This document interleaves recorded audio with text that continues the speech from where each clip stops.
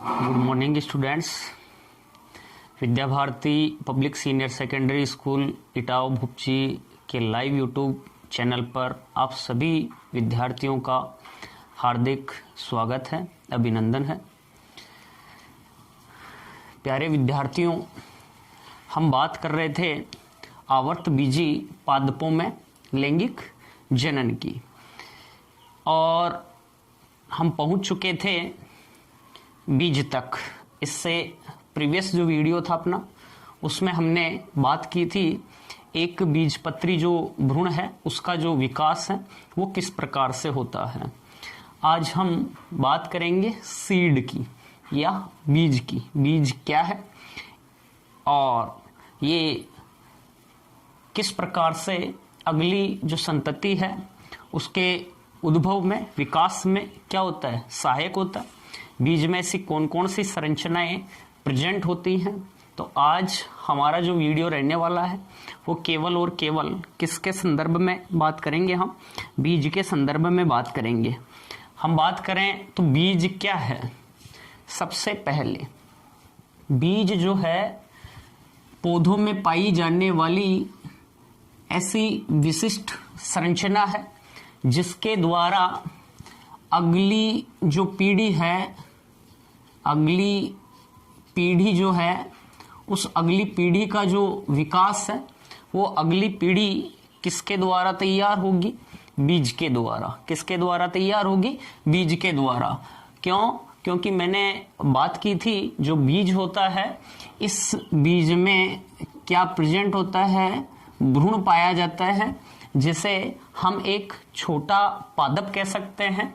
और जब बीज का अंकुरण होता है अनुकूल परिस्थितियों में, उपयुक्त तापमान, नमी, ठीक है, ये सब मिलने पर जब बीज अंकुरित होगा तो उसमें जो छोटा पादप के रूप में जो भ्रूण है, उस भ्रूण से नए पादप का क्या होता है, निर्माण होता है। तो हम यहाँ ये कह सकते हैं जो बीज है, इस बीज के द्वारा अगली पीढ़ी या अगली जनरेशन का क्या होता है, निर्माण होता है। यदि बीज नहीं हो तो यहाँ अगली जो जनरेशन है वो जो एंजियोस्पर्म जो पादप हैं उनके अंतर्गत तैयार नहीं होगी। बीज के संदर्भ में हम आगे देखें तो हमने पढ़ा है पीछे बीजांड। किसकी बात की है, बीजांड की बात की है। और निषेचित जो बीजांड है, उस निषेचित बीजांड से ही बीज का क्या होता है, निर्माण होता है। बीज का जो फॉर्मेशन है वो किससे होगा, निषेचित बीजांड से। अर्थात हम यहाँ ये कह सकते हैं कि निषेचित बीजांड ही क्या है, बीज है। निषेचित बीजांड ही क्या है, बीज है। देखो यहाँ हमने बात की थी इस प्रकार से,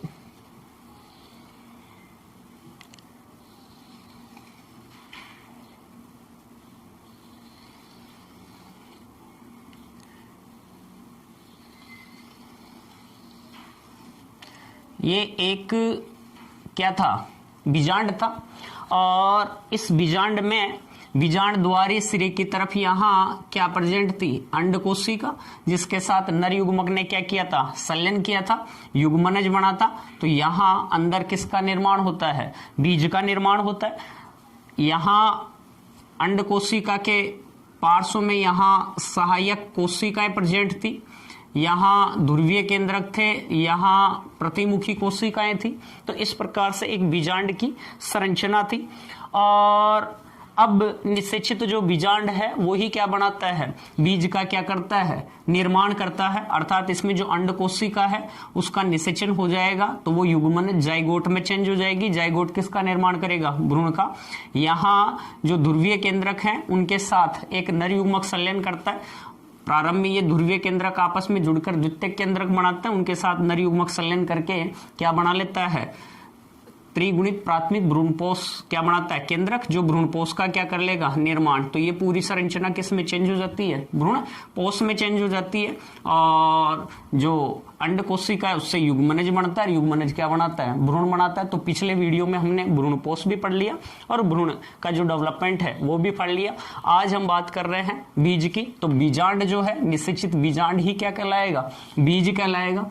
तो यहां हम देखें सबसे पहले कि बीज की कौन कौन सी जो संरचनाएं हैं निषेचन के बाद, वो बीजांड की कौन कौन सी संरचना निषेचन के बाद में जो बीज है उसमें किन किन संरचनाओं का क्या करती हैं, निर्माण करती हैं। ध्यान दो, यहां सबसे पहले हमने बीज में एक था बाह्य अध्यावरण, आउटर इंटीग्यूमेंट था, उसके अंदर पाया जाता है अंतः अध्यावरण। यहां बीजांड द्वार था, ये फ्यूनिकल या बीजांड वृंत था। इसके अलावा ये बाहर जो मृदुतक की कोशिकाएं हैं, ये पूरी, इन्हें हमने कहा था बीजांड काय। क्या कहा था, बीजांड काय। यहां ये थी अंड कोशिका, क्या प्रेजेंट थी, अंड कोशिका। इसके अलावा यहां ध्रुवीय क्या प्रेजेंट है, केंद्रक। यहां प्रतिमुखी क्या थी, कोशिका। क्लियर। अब हम देखें कौन सी संरचना बीज में किसका निर्माण करती है। तो यहां बीज में प्रतिमुखी जो कोशिकाएं हैं वो नहीं पाई जाती, अर्थात ये प्रतिमुखी कोशिकाएं यहां क्या हो जाएंगी, नष्ट हो जाएंगी। बाह्य अध्यावरण की हम बात करें तो बाह्य अध्यावरण जो है, दोनों अध्यावरण जो होते हैं, इंटीग्यूमेंट जो दोनों होते हैं, वो बीज चोल का क्या कर लेते हैं, निर्माण। सीड कोट का क्या करते हैं, निर्माण। जो बाह्य अध्यावरण है वह बना लेता है बीज में बाह्य बीज चोल, ये इसे कहते हैं टेस्टा। क्या कहेंगे, टेस्टा। और अंतः जो अध्यावरण है वो यहां बनाएगा अंतः बीज चोल, ये इसे कह सकते हैं हम टैगमैन। क्या कह सकते हैं, टैगमैन। आंतरिक अध्यावरण जो है अंतः बीज चोल का क्या करता है, निर्माण। दोनों को हम सम्मिलित रूप से क्या कह सकते हैं, बीज चोल कहते हैं या सीड कोट कहते हैं। बीज चोल या क्या कहेंगे, सीड कोट कहेंगे। बीजांड काय की बात करें तो बीजांड काय किसका निर्माण करेगा, बीजांड काय जो है निषेचन के बाद में क्या हो जाता है, नष्ट हो जाता है। लेकिन कभी कभी यह कुछ जो बीज हैं उनमें बीजांड काय की मात्रा शेष रह जाती है और एक पतले आवरण के रूप में, पतले स्तर के रूप में बीज के बाहर जो बीजांड काय है, न्यूसिलस है, उसकी मात्रा शेष रह जाती है और वो एक पतले आवरण के रूप में रहता है, जिसे हम कहते हैं परिभ्रूण पोष, पेरिस्पर्म। ये पूछ सकता है आपको, पेरिस्पर्म क्या है, परिभ्रूण पोष क्या है। तो बीज के बाहर सामान्यतया तो हम कहेंगे जो बीजांड काय है वो क्या हो जाता है, नष्ट। लेकिन कुछ बीजों में बीजांड काय की मात्रा शेष रह जाती है, जो बीज के बाहर एक पतले लेयर का क्या करता है, निर्माण करता है। ये जो बीजांड काय से बना हुआ पतला जो लेयर है, उस पतले लेयर को ही हम क्या कहेंगे, परिभ्रूणपोष कहेंगे, पेरिस्पर्म कहेंगे। किसमें प्रेजेंट होगा भैया, ये प्रेजेंट होगा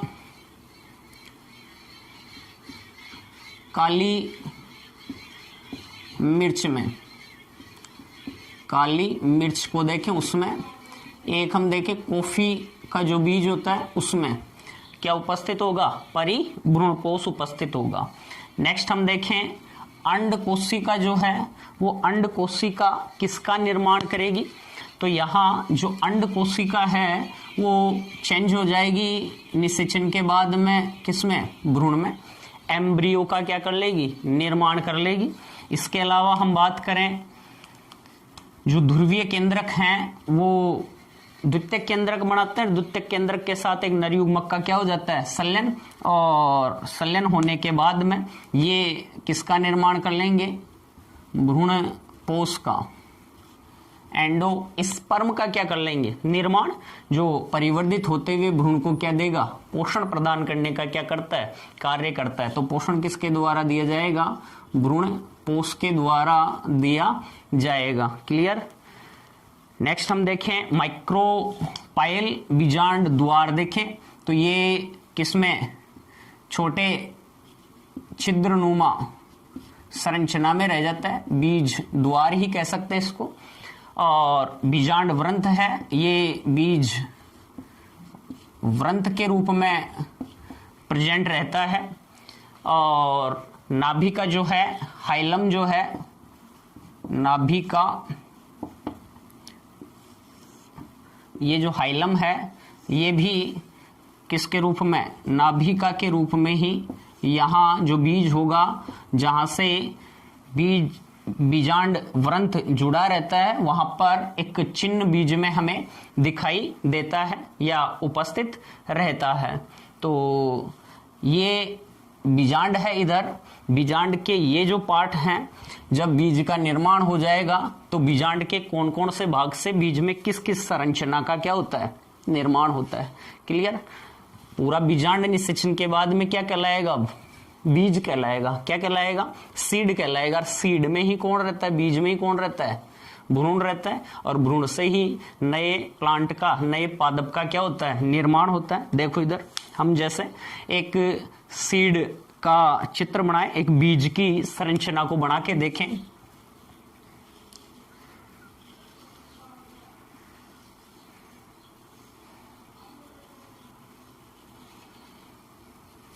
जैसे ये एक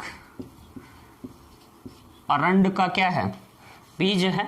तो अरंड के बीज की हम यहाँ बात करें तो इसकी जो स्ट्रक्चर होगी, इसकी जो संरचना होगी वो किस प्रकार से यहाँ प्रेजेंट होती है, किस प्रकार से यहाँ पाई जाती है। तो इसमें यहाँ मध्य में भ्रूणीय अक्ष है, अर्थात ये हम ये कह सकते हैं कि ये एम्ब्रियो है, भ्रूण है।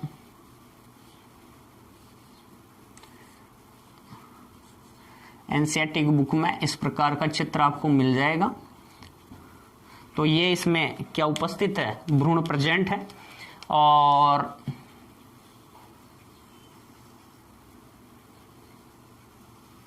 कुछ इस प्रकार की संरचना दिखाई देगी इसमें।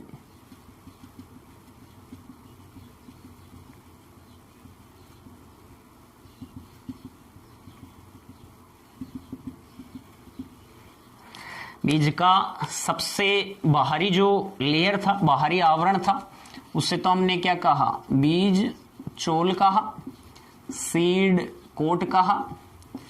ये पूरा का पूरा जो दिखाई दे रहा है ये क्या है, भ्रूण पोष है, एंडोस्पर्म है। ये पूरा भ्रूणीय किसको दर्शा रहा है, अक्ष को दर्शा रहा है। तो हम इसे कह सकते हैं कि ये अंदर इसमें क्या है, भ्रूण प्रेजेंट है। यहाँ नीचे मूलांकुर, प्रांकुर, भ्रूणीय अक्ष के ऊपर तो ये पूरा एम्ब्रियो है। और इसे हम कह सकते हैं बीज पत्र, कोटेलिडन।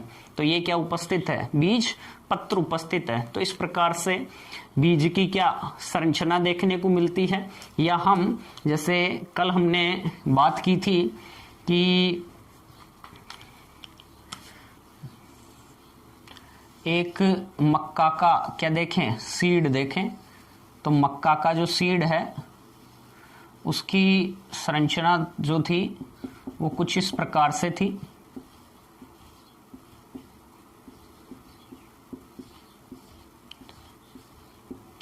जिसमें यहां भरा हुआ था क्या, भ्रूणपोष।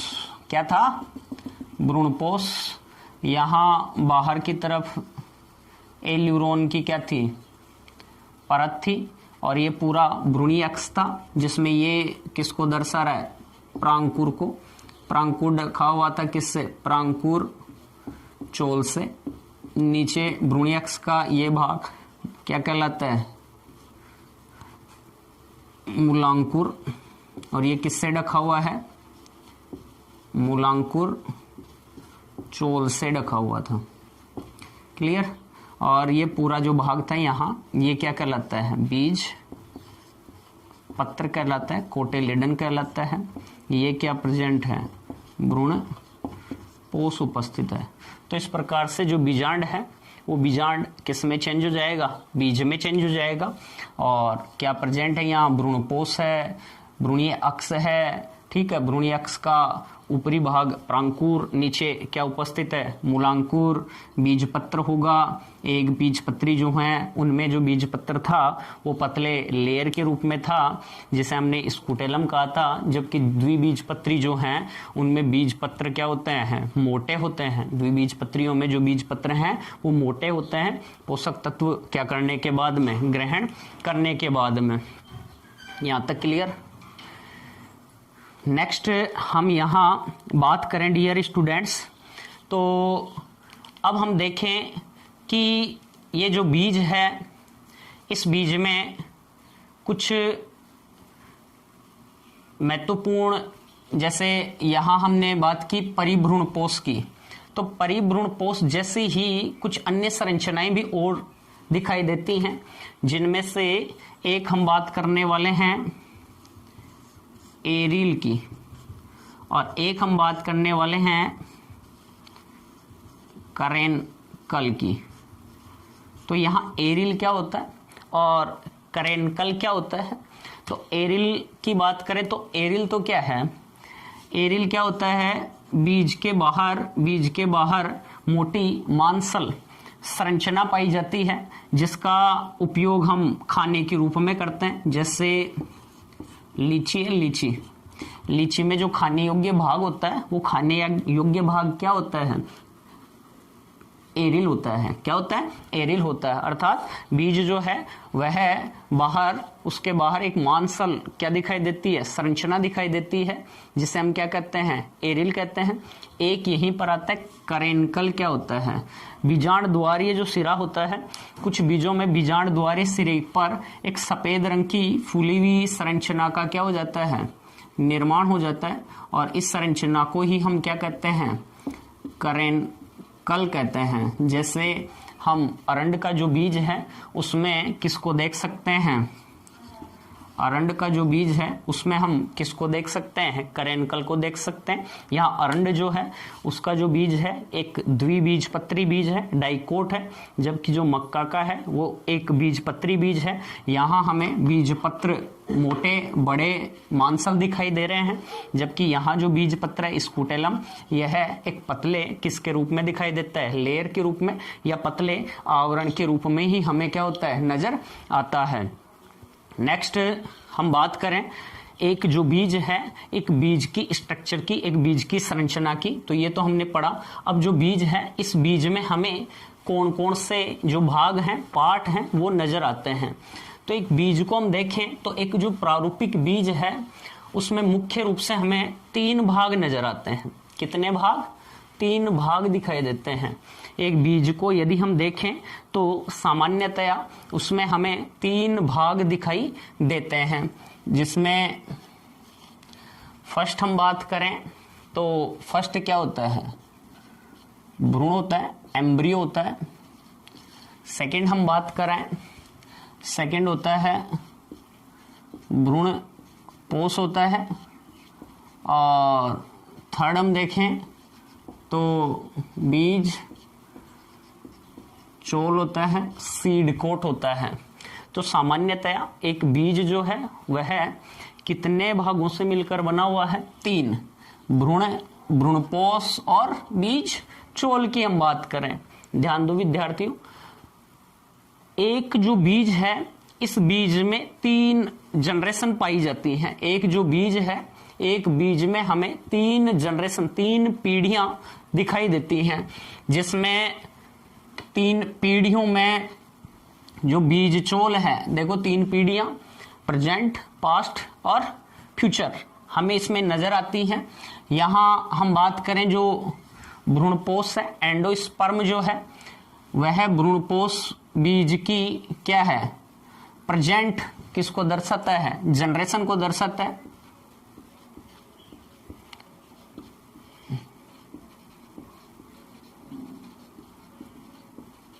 बीजचोल है वह इसकी पास्ट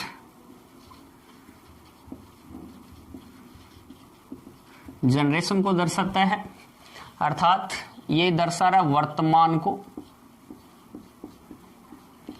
ये दर्शा रहा है वर्तमान को, ये दर्शा रहा है भूतकाल को, और ये दर्शा रहा है किसको, फ्यूचर जनरेशन को। वर्तमान, भूतकाल और यह है भविष्य। तो एक बीज में कितनी जनरेशन है, 3 जनरेशन है। सबसे पहले एम्ब्रियो या हम देखें प्रेजेंट जनरेशन की, तो जो भ्रूणपोष है, एंडोस्पर्म है, ये बीज के साथ ही क्या हो जाएगा, नष्ट हो जाएगा, ठीक है, काम में ले लिया जाता है। तो वर्तमान जो जनरेशन है उसकी वर्तमान जो पीढ़ी है उस तक ही पाया जाता है, या आगे इसका स्थानांतरण नहीं होता है। बीजचोल की बात करें तो ये इसे इसकी पिछली किससे मिला है, पीढ़ी से मिला है, जो किसको दर्शाता है, पास्ट जनरेशन को। और भ्रूण जो है फ्यूचर है, अर्थात भविष्य है। इस भ्रूण के द्वारा ही भविष्य में नया जो पादप होगा उसका क्या होने वाला है, निर्माण होने वाला है। तो इस प्रकार जो एम्ब्रियो है, भ्रूण है, वो बीज में किसको दर्शा रहा है, भविष्य को दर्शाता है। क्लियर यहां तक? आगे हम देखें, यहां हमने 3 आधारों पर बात की। सबसे पहले हमने भ्रूण पढ़ लिया, एम्ब्रियो पढ़ लिया, सीड कोट बीजचोल की सामान्य जानकारी हमने ले ली कि बाहरी सुरक्षात्मक स्तरों का क्या करते हैं, निर्माण करते हैं, जो किससे बन रहे हैं, बाह्य अध्यावरण और आंतरिक अध्यावरण से बनते हैं। तो यहां इनकी जानकारी कंप्लीट। हम बात करेंगे भ्रूणपोष जो था वो पढ़ लिया था। यहां हम पढ़ेंगे बीज में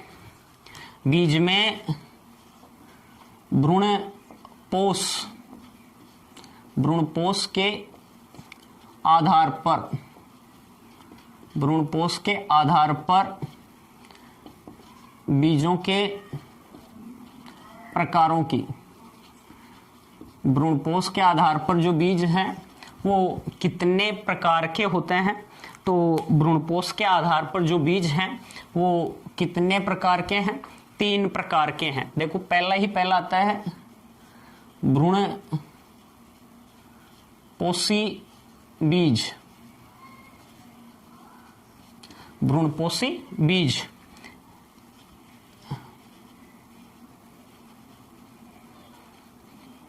एल्ब्यूमिनस सीड या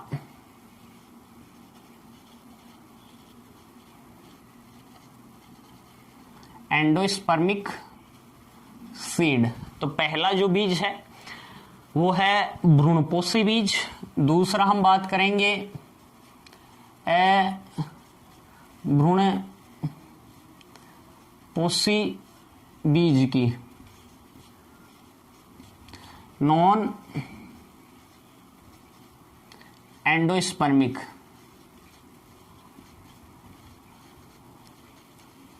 नॉन एंडोस्पर्मिक सीड या एक्स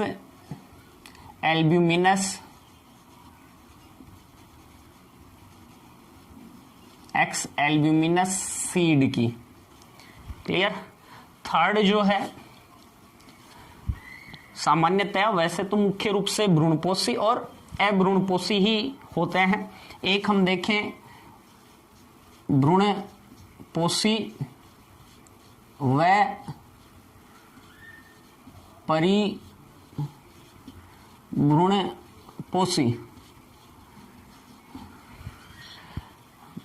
एंडोस्पर्मिक और दूसरा है परिभ्रूणपोषी पेरिस्पर्मिक। तो किसके आधार पर हमने बात की? भ्रूणपोष की उपस्थिति और अनुपस्थिति के आधार पर यहां बीज कितने प्रकार के हैं? 3 प्रकार के। सबसे पहले हम बात करेंगे भ्रूणपोषी बीज। वे बीज, ऐसे बीज जिनमें भ्रूण परिवर्धन के बाद में भी भ्रूणपोष की मात्रा क्या रहती है? शेष रहती है। ऐसे बीज जिनमें भ्रूणपोष की मात्रा शेष बचती है, ये हमें यहाँ जो बीज दिख रहा है, ये बीज कैसा है? भ्रूणपोषी बीज है। इसमें भी भ्रूणपोष की क्या पाई जाती है? मात्रा पाई जाती है। तो ये बीज जो है, ये भी कैसा है? भ्रूणपोषी बीज है। लेकिन हम जैसे चने की बात करें,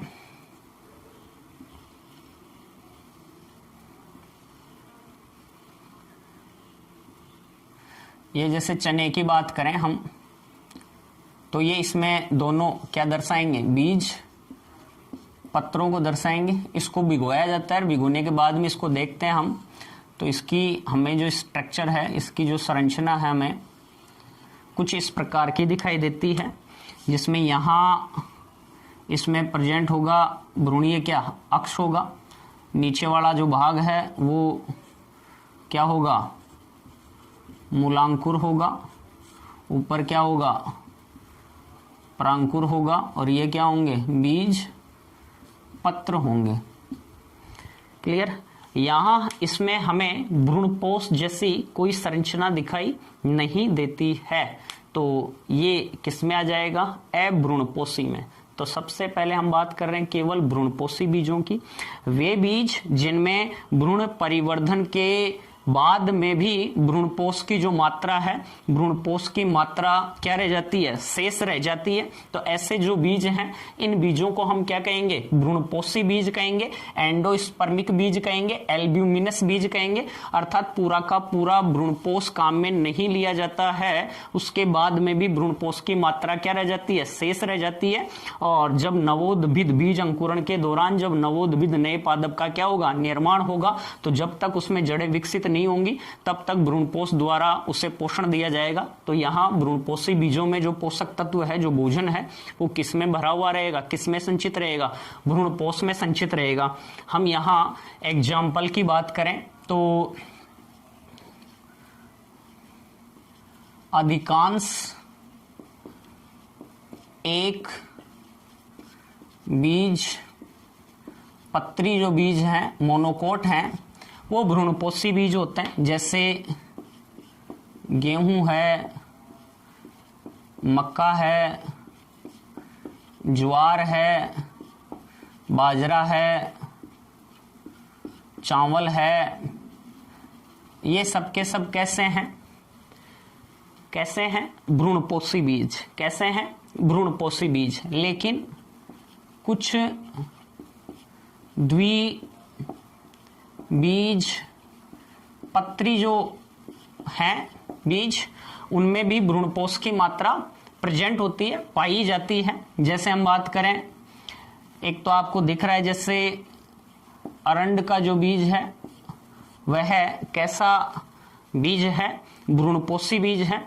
इसके अलावा हम आगे देखें, जैसे पपीता का बीज है, वह भी एक कैसा है? भ्रूणपोषी बीज है। इसके अलावा हम देखें सूरजमुखी है, सूरजमुखी का जो बीज है वो भी कैसा बीज है? भ्रूणपोषी बीज है। तो हमने बात की यहाँ भ्रूणपोषी बीजों की। इसके एग्जाम्पल क्या क्या हैं? तो अधिकांशतया जो कौन से एक बीजपत्री हैं वो भ्रूणपोषी हैं। इसके अलावा कुछ द्विबीजपत्री जो हैं वो भी कैसे हैं? भ्रूणपोषी हैं। जैसे अरंड है तो इसमें हमें भ्रूणपोष की मात्रा दिखाई दे रही है। नेक्स्ट हम बात करें अभ्रूणपोषी बीज। वे बीज जिनमें भ्रूण परिवर्धन के दौरान पूरा का पूरा जो भ्रूणपोष है उसको काम में ले लिया जाता है और इनमें भ्रूणपोष की मात्रा नहीं पाई जाती। इनका जो भ्रूणपोष है, उन भ्रूणपोषों से जो भोजन है वह किसमें संचित हो जाता है, बीज पत्रों में चला जाता है, जिसके कारण इनके जो बीज पत्र हैं वो मोटे, मांसल और कैसे हो जाते हैं, बड़े हो जाते हैं। तो यहाँ देखो जो भोजन है वो किन में चला गया, बीज पत्रों में। यहाँ भ्रूणपोष जैसी कोई संरचना हमें दिखाई नहीं दे रही है, इसलिए ये जो है ये कैसा है, अभ्रूणपोषी, नॉन एंडोस्पर्मिक या एक्स एल्ब्यूमिनस क्या है, सीड है। तो अधिकांश किन में, अधिकांश जो द्विबीजपत्री हैं, अधिकांश द्विबीजपत्री कैसे हैं, नॉन एंडोस्पर्मिक है। अधिकांश द्विबीजपत्री नॉन एंडोस्पर्मिक है। जैसे यहां हम इनके एग्जाम्पल की बात करें तो अभी बात की हमने, एक तो कौन है, चना है, जैसे चना है, सेम है, मूंगफली है, ये सब के सब क्या है, भ्रूणपोषी हैं। इनके बीज पत्र क्या होता है, बड़े। मूंगफली का जो हम भाग खा रहे हैं वो भाग क्या है, बीज पत्र। उसके बड़े हम किनको खाते हैं, बीज पत्रों को खाते हैं। इसके अलावा हम देखें कुछ मोनोकोट होते हैं ना, कुछ एक बीज पत्री, कुछ एक बीज पत्री जो हैं, कुछ एक बीज पत्री जो हैं वो एक बीज पत्री भी कैसे होंगे, यहाँ एक बीज पत्री भी कैसे होंगे, अभ्रूणपोषी होंगे। जैसे हम इनके एग्जाम्पल की बात करें तो यहाँ आर्किड जो है वह, उसमें भ्रूणपोष जो है उसकी मात्रा क्या नहीं होती है, प्रेजेंट नहीं होती है। तो यहाँ आर्किड एक कैसा पादप है, आर्किड कैसा पादप है, भ्रूणपोषी बीज उपस्थित है इस आर्किड में। इसके अलावा भी हम देख सकते हैं जैसे वेलिस्नेरिया है,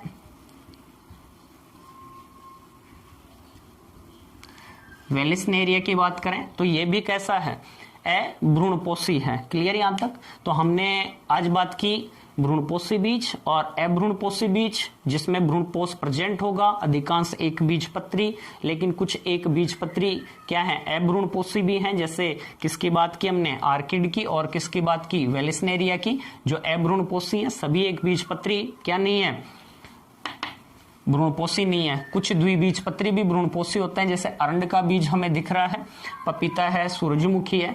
ऐसे इनके जो बीज होंगे वो कैसे होंगे, भ्रूणपोषी, अभ्रूणपोषी, जिसमें भ्रूणपोष की मात्रा नहीं होती है।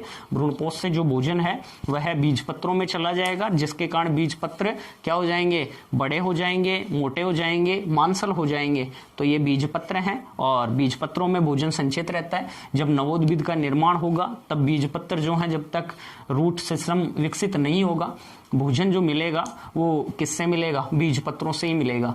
एक यहां हम बात कर रहे हैं भ्रूणपोषी प्लस परिभ्रूणपोषी। तो अभी पीछे आपको मैंने बताया परिभ्रूणपोष क्या है। तो जैसे काली मिर्च है, काली मिर्च, और कॉफी का जो बीज है ना वो परिभ्रूणपोषी प्लस भ्रूणपोषी है। इनमें भ्रूणपोष भी है, और जो बीजांड काय था वो इनमें किसका निर्माण कर लेता है, परिभ्रूणपोष का क्या कर लेता है, निर्माण कर लेता है। तो यहां तक अपना आज का जो टॉपिक था वो कंप्लीट हुआ कि भ्रूणपोष के आधार पर जो बीज हैं वो कितने प्रकार के हैं। क्लियर, बता सकते हो। नेक्स्ट हम बात करें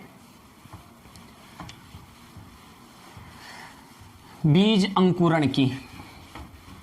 किसकी बात करें, बीज अंकुरण की। तो जब किसी बीज को अनुकूल क्या मिलती हैं, परिस्थितियां मिलती हैं, उपयुक्त नमी है, तापमान है, जल है आदि की मात्रा मिलती है, तो जो बीज है वह बीज अंकुरित होता है और उससे नवोद्भिद का क्या होता है, निर्माण होता है। अब बीज का अंकुरण होगा उससे पहले हम पढ़ें बीज प्रसुप्ति, बीज प्रसुप्ति, डोरमेंसी।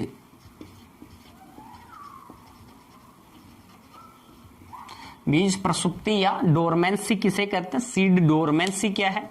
तो देखो बीज तुरंत अंकुरित नहीं होते हैं, परिपक्व जो बीज है उसमें धीरे धीरे जल की आदि की मात्रा क्या हो जाती है, कम हो जाती है, पानी की मात्रा उसमें क्या हो जाएगी, कम हो जाएगी। और जो परिपक्व बीज होगा उसमें जो बीज का भार है उसके भार का 10 से 15% तक ही जल पाया जाता है, या हम कहें 8 से 10% तक ही उसमें क्या होता है, जल होता है। तो जल की मात्रा कम होने के कारण बीज की जितनी भी क्रियाएं हैं, जितनी भी उपापचयी क्रियाएं हैं, उपापचयी क्रियाएं हैं, वो क्रियाएं क्या हो जाएंगी, मंद हो जाएंगी। उसमें श्वसन आदि की क्रिया क्या हो जाएगी, मंद हो जाएगी, और वह एक निष्क्रिय किस्म चला जाएगा, अवस्था में चलाया जाएगा। और उस निष्क्रिय अवस्था को ही हम क्या कहते हैं, बीज की प्रसुप्ति कहते हैं या प्रसुप्त अवस्था कहते हैं। तो उपापचय क्रियाएं वहां बहुत कम हो जाएंगी, श्वसन वगैरह, ठीक है। किसके कारण, क्योंकि उसमें जल की जो मात्रा है वो क्या हो गई है, कम हो गई है। यहाँ बीज एक कैसी इकाई होती है, सजीव इकाई है, निर्जीव नहीं है। प्रश्न पूछ सकता है आपको, बीज सजीव है या निर्जीव है, तो बीज कैसी इकाई है, सजीव इकाई है। क्यों है, क्योंकि इसमें श्वसन वगैरह की क्रिया प्रेजेंट होती है, पाई जाती है। तो बीज जब प्रसुप्त अवस्था में रहता है तो उसमें श्वसन आदि की क्रिया बहुत क्या हो जाती है, कम हो जाती है, क्योंकि जल की मात्रा क्या है, कम है। या हम कहें सभी जितनी भी उपापचय क्रियाएं हैं वो बहुत क्या हो जाती हैं, कम हो जाती हैं। जिस प्रकार से जो जंतु हैं ग्रीष्म निष्क्रियता, शीत निष्क्रियता में जाते हैं, उसी प्रकार यहाँ बीज जो है वो प्रसुप्ति अवस्था में जाते हैं।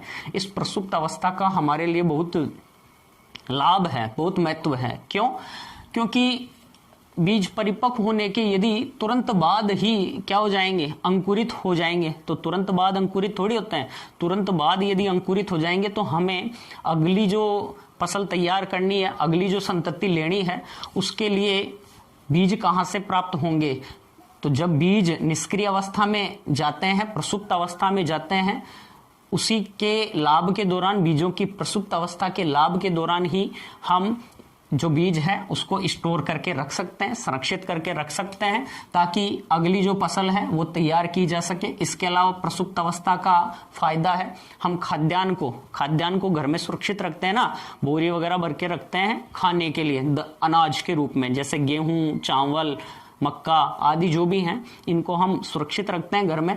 तो वो तुरंत थोड़ी अंकुरित हो जाते हैं, या जहां इनको स्टोर किया वहां अंकुरित हो जाते हैं, क्या नहीं होते हैं। वो अपनी निष्क्रिय अवस्था में रहते हैं, जिसे बीज प्रसुप्त अवस्था कहते हैं। तो प्रसुप्त अवस्था के कारण ही हमें बीज क्या हो सकते हैं, खाने के लिए खाद्यान्न के रूप में भी मिल सकते हैं। यदि तुरंत अंकुरित हो जाएंगे तो हमें खाने के लिए क्या नहीं मिलेंगे, बीज नहीं मिलेंगे, खाद्यान्न भी नहीं मिलेगा। तो ये प्रसुप्त अवस्था है। अब ये जो प्रसुप्त अवस्था है ये कब समाप्त होगी, और जो बीज का अंकुरण है वो कैसे होगा। तो यहां हम बीज के अंकुरण की बात करें तो जब नेक्स्ट अपना टॉपिक है बीज का अंकुरण। देखो, सबसे पहले तो बीज के अंकुरण के लिए बीज में उसकी उपापचय क्रियाओं का बढ़ना क्या है, जरूरी। तो बीज के अंकुरण के लिए सबसे पहले क्या चाहिए, जल चाहिए। इसके अलावा ऑक्सीजन की आवश्यकता है, ताकि ज्यादा से ज्यादा क्या मिल सके, ऊर्जा मिल सके।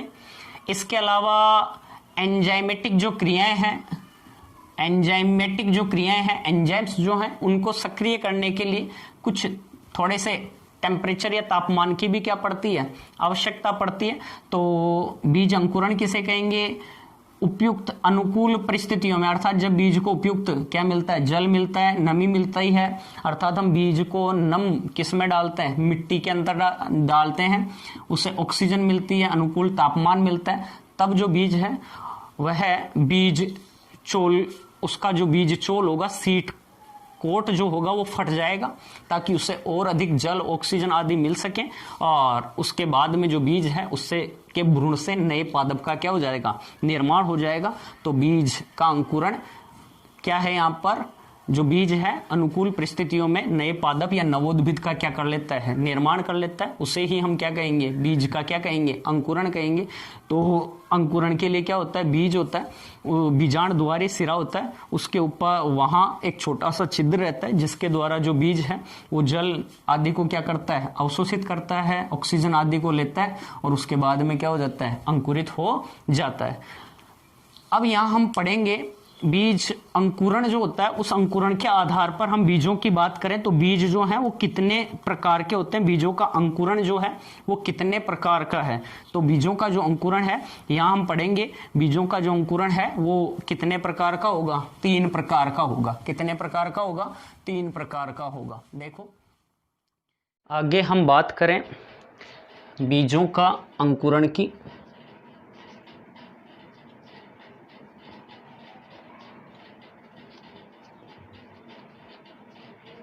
तो जो बीज हैं वह प्रसुप्त अवस्था के बाद अंकुरित होते हैं, अर्थात अनुकूल नमी, जल, तापमान, ऑक्सीजन आदि जब मिलती है तो बीज क्या करते हैं, अंकुरण करते हैं। बीज अंकुरण के लिए यहाँ अल्फा एमाइलेज एंजाइम की क्या पड़ती है, आवश्यकता होती है। अब जो बीजों का अंकुरण है वह कितने प्रकार का है, तो हम यहाँ पढ़ने वाले हैं जो बीज हैं उनका जो अंकुरण है वो 3 प्रकार का होता है। एक होता है ऊपरी भूमिक अंकुरण, जिसे कहेंगे एपिगल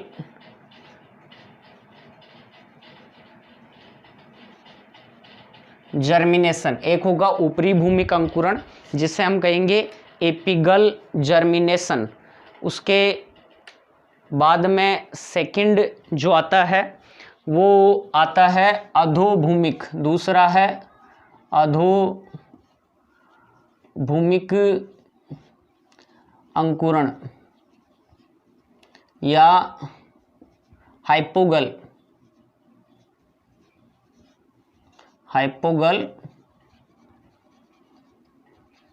जर्मिनेशन। और तीसरा जो है वो आता है सजीव प्रजक्ता,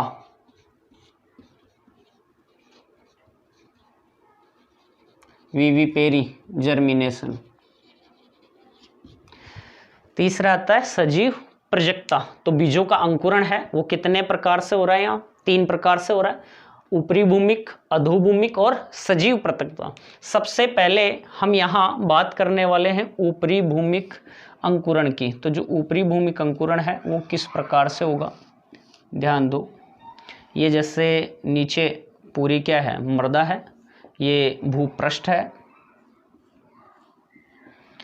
ऊपरी भूमिक अंकुरण किस प्रकार से होगा, सबसे पहले हम देखें किस में होगा। तो ऊपरी भूमिक जो अंकुरण है वो अधिकांशतया किन में देखने को मिलता है, हमें डाइकोट्स में, द्विबीजपत्रियों में देखने को मिलता है। लेकिन यहाँ किन में नहीं होता, द्विबीजपत्रियों में भी, दालों में। किन में, दालों में ऊपरी भूमिक जो अंकुरण है वो हमें देखने को नहीं मिलता है। किस में देखने को नहीं मिलेगा, दालों में। इसके अलावा जो आम है, आम, उसमें ऊपरी भूमिक अंकुरण देखने को नहीं मिलता। इसके अलावा अधिकांश जो द्विबीजपत्री हैं उनमें हमें किस प्रकार का अऊपरी भूमिक अंकुरण देखने को मिलता है। जैसे हमने अभी जो बीज पढ़ा था उसमें देखा था, जो अरंड था ना, अरंड के बीज की बात की थी, और यह एक प्रकार का कैसा बीज था, डाइकोट था। यहाँ इसमें करेनकल थी। तो ये मृदा के अंदर उपयुक्त नम मृदा के अंदर जैसे ही ये बीज गिरता है तो इसका क्या होगा, अंकुरण होगा। अब अंकुरण होगा तो सबसे पहले इसके रेडिकल से यहाँ हम देखें तो ये क्या है, मूलांकुर है, रेडिकल है, ये वृद्धि करेगा और मूलांकुर जो है उससे धीरे धीरे किसका निर्माण होगा, मूल का क्या होगा, निर्माण होगा। अब मूलांकुर के ऊपर का जो भाग था भ्रूणीय अक्ष का, उसकी हम बात करें तो उससे हमने क्या कहा था, हाइपोकोटाइल कहा था या बीज पत्राधार का आता। तो यहाँ जो बीज पत्राधार है, इस बीज पत्राधार की वृद्धि क्या होगी? अधिक होगी। तो कुछ समय बाद में ये बीज पत्राधार जो है वो क्या करेगा? अधिक वृद्धि करेगा और ये मृदा से क्या आ जाएगा? ऊपर आ जाएगा ऐसे। तो बीज पत्राधार की अधिक क्या हुई? वृद्धि हुई। हाइपोकोटाइल ने अधिक क्या की? वृद्धि की। अब कुछ समय बाद में क्या होगा? ये जो बीज पत्राधार है अधिक वृद्धि करके इस पूरा का पूरा जो बीज पत्र है ना, ये बीज पत्र, इस पूरे के पूरे बीज पत्र को ही मिट्टी से क्या ले लेगा? ऊपर आ जाएगा। मिट्टी से क्या ले लेगा? ऊपर, अर्थात मिट्टी से बाहर निकाल देगा। तो ऊपरी भूमिक अंकुरण ऐसा अंकुरण जिसमें बीज अंकुरण के दौरान जो बीज पत्र हैं वो बीज पत्र क्या आ जाते हैं? मृदा से बाहर आ जाते हैं और प्रथम जो पत्तियां हैं मोटी, मांसल, हरी, उन पत्तियों का क्या कर लेते हैं? निर्माण कर लेते हैं। तो जो बीज पत्र हैं उन्हीं से प्रथम पत्तियों का क्या होगा? निर्माण। अगला जो प्रोसेस होगा उसमें कुछ ऐसा होगा, ये पूरा का पूरा बाहर आ जाएगा, ये बीज पत्र बाहर आ गए, ये प्रांकुर वृद्धि करेगा। ये इसकी क्या है? जड़ें हैं। तो ये तो मूल है। ये प्रथम क्या है? पत्तियां, जिन्हें बीज पत्री पत्तियां कह रहे हैं, क्योंकि प्राथमिक जो पत्तियां बनती हैं वो किससे बढ़ती हैं? बीज पत्रों से। ये पत्तियां जो हैं ये कैसी हैं? मोटी, मांसल और हरी हैं। तो इस प्रकार से हमने यहाँ देखा कि जब बीज का अंकुरण होगा तो अंकुरण के दौरान जो बीज पत्र हैं वो भूमि से क्या आ जाएंगे? बाहर आ जाएंगे। तो इस प्रकार का जो अंकुरण है वो क्या कहलाएगा? ऊपरी भूमिक। ऊपरी यानी ऊपर, भूमि यानी भूमि से। तो भूमि से कहाँ आ गए? बीज पत्र कहाँ आ गए? ऊपर आ गए। इसलिए इसे क्या कहा हमने? ऊपरी भूमिक क्या कह दिया? अंकुरण कह दिया। Clear students? किसमें देखा हमने यहाँ? ये अरंड, ध्यान दो, अरंड का जो बीज है उसमें हमने ऊपरी भूमिक किसको देखा है? अंकुरण को क्या किया है? देखा है। और ऊपरी भूमिक अंकुरण में कौन अधिक वृद्धि करता है? हाइपोकोटाइल जो भाग है, बीज पत्राधार है, उसकी अधिक वृद्धि होगी, जिसके कारण ये बीज पत्रों को मिट्टी से ये क्या कर देता है? बाहर निकाल देता है। क्लियर? स्क्रीनशॉट ले लो इसके चित्र का, मैं मिटाने वाला हूं। नेक्स्ट हम बात करें अधोभूमिक अंकुरण की या हाइपोगल अंकुरण की। तो ये जो है ये हमें देखने को मिलेगा किसमें? अधिकांश एक बीजपत्रियों में। किसमें देखने को मिलेगा? अधिकांश एक बीजपत्रियों में। कुछ छोड़ दें, जैसे इलियम है, इलियम जो है उसमें कैसा होगा? ऊपरी भूमिक। इसके अलावा दालें हैं, आम है आदि द्विबीजपत्री होते हुए भी इनमें कैसा होगा? अधोभूमिक अंकुरण होगा। अब ध्यान दो कैसे इनमें अधोभूमिक अंकुरण होगा। तो ये तो जैसे भूपृष्ठ है, ठीक है। यहाँ हम देखें, यहाँ हमने चने के बीज की बात करें, जैसे ये, इसका क्या होगा? अंकुरण होगा, इसका जर्मिनेशन होगा। तो इसके जर्मिनेशन के दौरान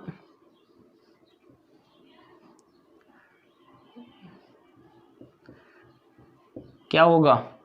रूट सिस्टम, जड़ों का क्या होगा? विकास होगा। जड़ों का क्या होगा? निर्माण होगा।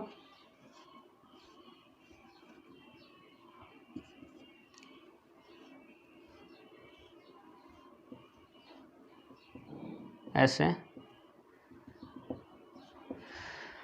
और इसमें हम देखें तो हाइपोब्लास्ट वृद्धि नहीं करता है, लेकिन एपीब्लास्ट जो है, एपीब्लास्ट की जो वृद्धि है वो इसमें क्या होगी? अधिक होगी।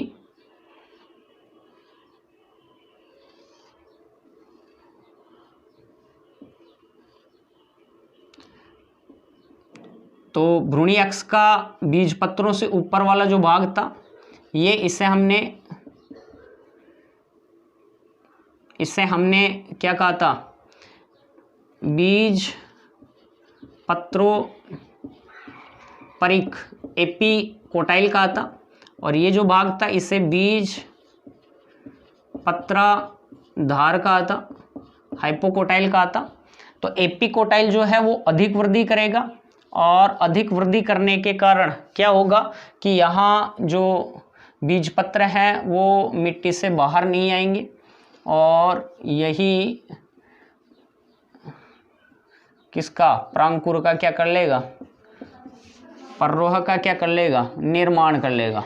इस प्रकार से यही किसका, पररोह का क्या कर लिया, इसने निर्माण कर लिया। तो यहाँ किसकी अधिक वृद्धि हो रही है, किसकी अधिक ग्रोथ हो रही है, तो यहाँ किसकी, बीज पत्रों परिक की अधिक क्या होती है, वृद्धि होती है।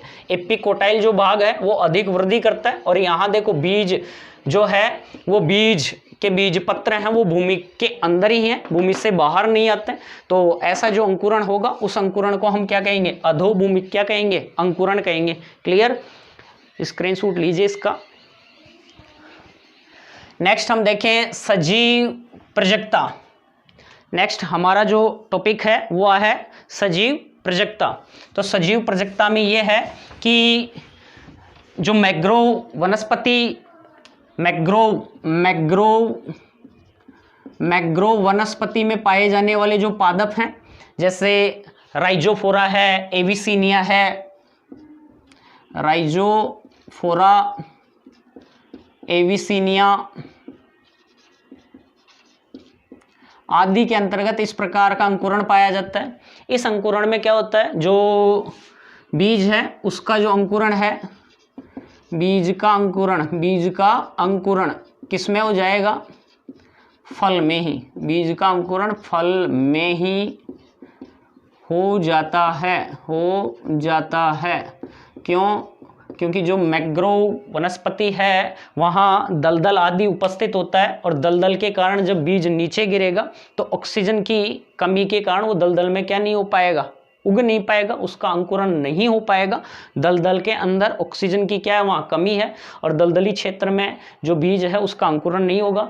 इसलिए जो बीज है वो फल में ही अंकुरित हो जाता है, और जैसे ही फल गिर जाता है तो दलदल क्षेत्र में आसानी से उससे नए पादप का क्या हो जाता है, निर्माण हो जाता है। तो ये हमने बात की आज बीज के अंकुरण की। तो ये जो अपना बीज का जो टॉपिक था वो बीज का जो टॉपिक है यहीं तक कंप्लीट होता है।